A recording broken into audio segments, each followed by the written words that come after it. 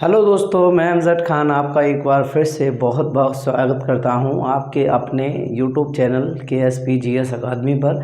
और मैं आज आपके लिए नया टॉपिक लेके आया हूं बायो का। बायो से रिलेटेड है और काफ़ी एग्ज़ाम में यहां से क्वेश्चन पुटअप कर लेता है एग्जामिनर। तो हमारा टॉपिक है यहां से मानव का उत्सर्जन के बारे में हम जानेंगे।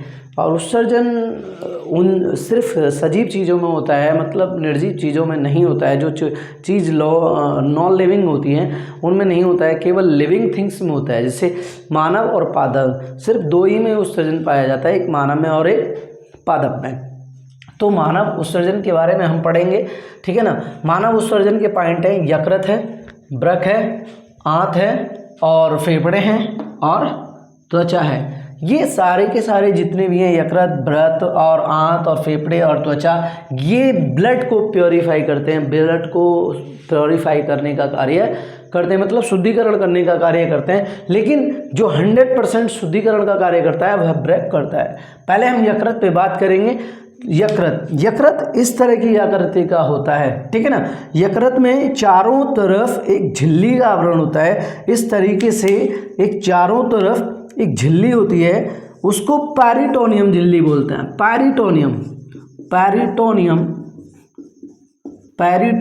झिल्ली बोलते हैं। यकृत के चारों ओर एक आवरण होता है, उसको क्या पेरिटोनियम झिल्ली भी बोला जाता है। यकृत दो भागों में बटा हुआ होता है। कितने भागों में?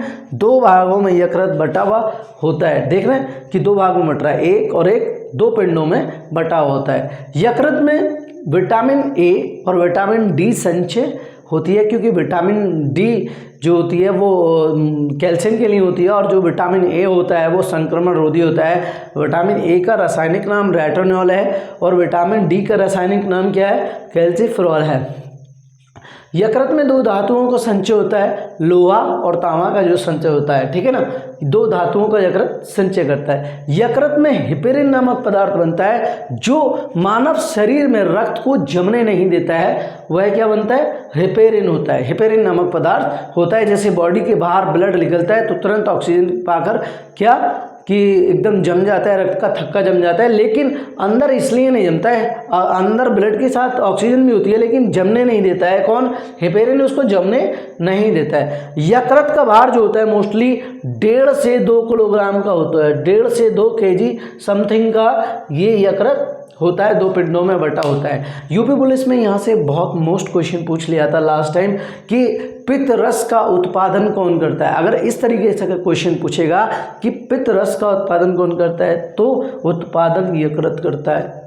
अगर आपसे क्वेश्चन पूछेगा कि पित्त रस का स्राव कौन करता है, मतलब लीकेज कौन करता है, तो आप क्या जवाब देंगे? पित्त रस का स्राव कौन करता है?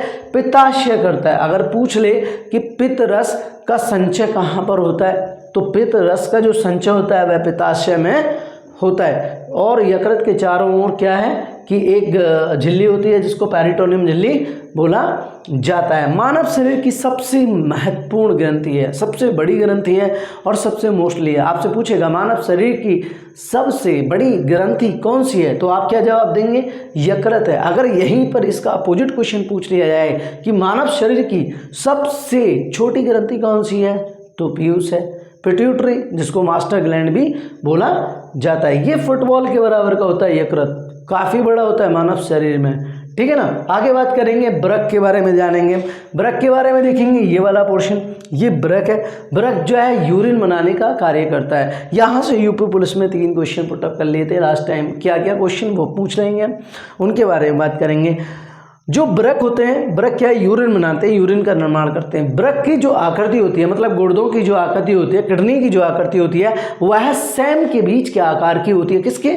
सैम के बीज के आकार की होती है। प्रत्येक एक किडनी का भार, जो एक किडनी का भार है वह 140 ग्राम होता है। 140 ग्राम होता है। ये जो ये नालिकाएं कोशिकाएं बनी होती हैं, ठीक है ना, जो प्योरीफाई करती हैं, यूरिन का निर्माण करती हैं। ये यूरिन में ले जा रहा है, यूरिन का निर्माण करती हैं। यूरिन में जो 95% जल पाया जाता है और 2.5% क्या पाया जाता है? यूरिया। और यूरिया अमोनिया में परिवर्तित हो जाता है। किसमें?